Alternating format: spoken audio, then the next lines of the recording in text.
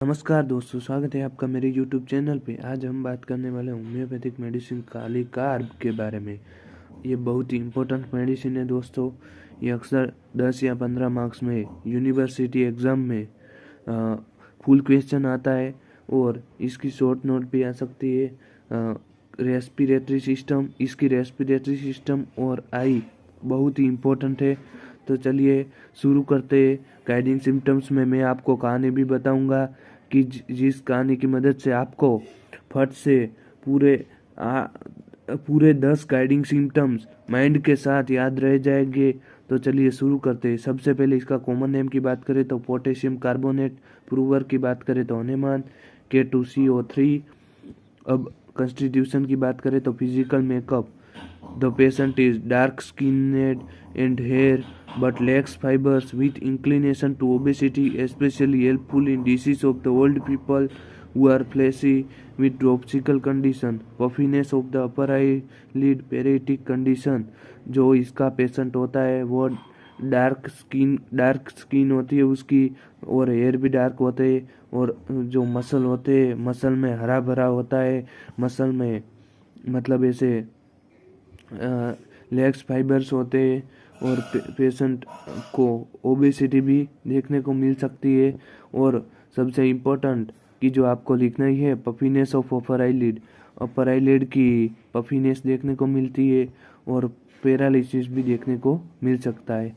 अब relation with heat and cold की बात करें तो चिली पेशेंट है, काली कार्ब माइजम की बात करें तो एंटीसोरिक माइजम है, डायथिसिस की बात करें तो ट्यूबरकुलर डायथिसिस है। अब गाइडिंग सिम्टम्स की बात करें तो the patient is very much over sensitive to touch, start when even touch even so lightly specially on feet. Patient बहुत ही ओवर सेंसिटिव है टच करने के लिए। तो चलिए इस कहानी की शुरुआत करते हैं। जो एक एक कवि था, मतलब एक जो पोएट था, बहुत ही बड़ा कवि था। वो कवि को एक दिन ओवर सेंसिटिव हो गया, ओवर सेंसिटिव हुआ तो मतलब वो लेखक था और उसकी उम्र बहुत ही ज़्यादा थी। तो वो एक दिन सुबह सुबह ओवर सेंसिटिव हो गया, और फिर उसको क्या हुआ, उसको बहुत ही दर्द होने लगा, बहुत ज़्यादा। तो pains are stitching and darting worse during rest and lying on affected site. तो उसको मतलब ऐसे बहुत दुख होने लगा, और उसको बेग बेग पूरा बेग भर के दुख था। इतना दुख था तो पूरा बेग भर के दुख था। तो आपको दो सिम्टम्स याद रह जाएंगे, एक पेन का, pain stitching and darting Bryonia जैसा ही है, पर पेन के कैरेक्टर ब्रायनिया जैसा ही है लेकिन मोडालिटी अलग है। Worse in during rest and lying on affected side. और उसको बेग भर के दुख था, तो bag like swelling between the upper eyelids and eyebrows. अब सुबह सुबह वो ओवर सेंसिटिव हुआ था, सुबह सुबह ओवर सेंसिटिव हुआ था और उसको बेग भर के दुख था। तो early morning aggravation is very characteristic, particularly between 2 to 4 AM, asthma and cough. आपको ये मोडालिटी याद रखनी है, कैसे भी करके 2 to 4 AM में इसको एग्रावेशन हुआ था।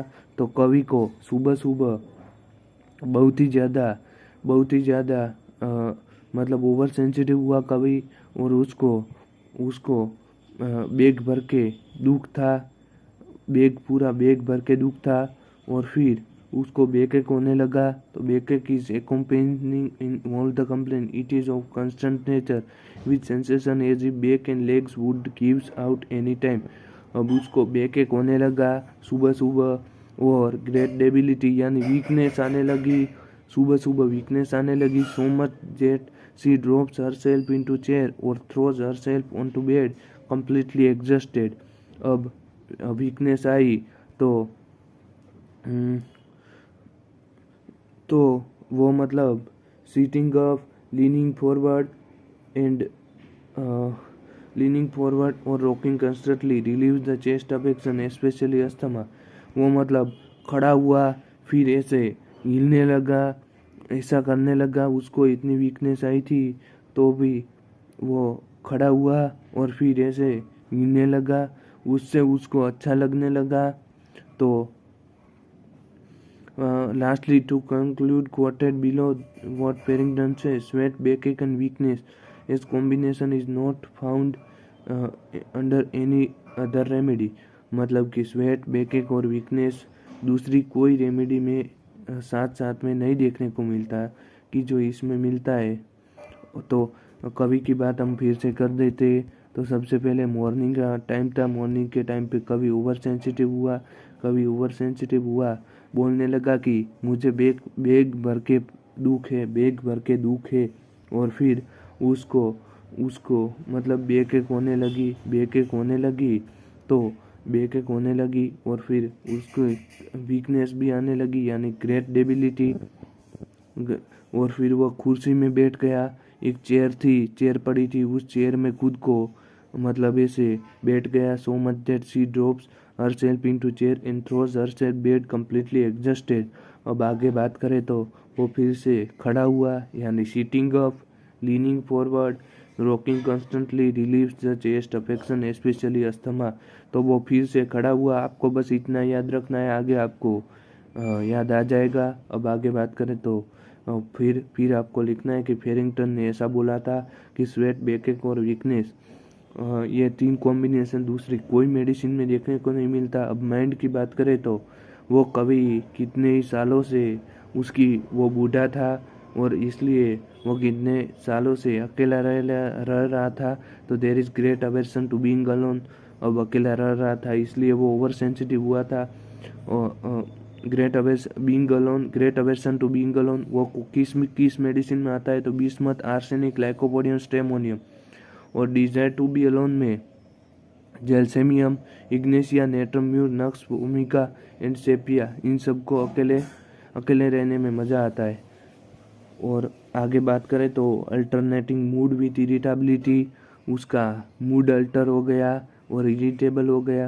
हाइपर सेंसिटिव टू पेन, मतलब सुबह आपको पता ही होगा कि वो हाइपर सेंसिटिव हो गया था और पहला ही सिम्टम्स था ओवर सेंसिटिव का।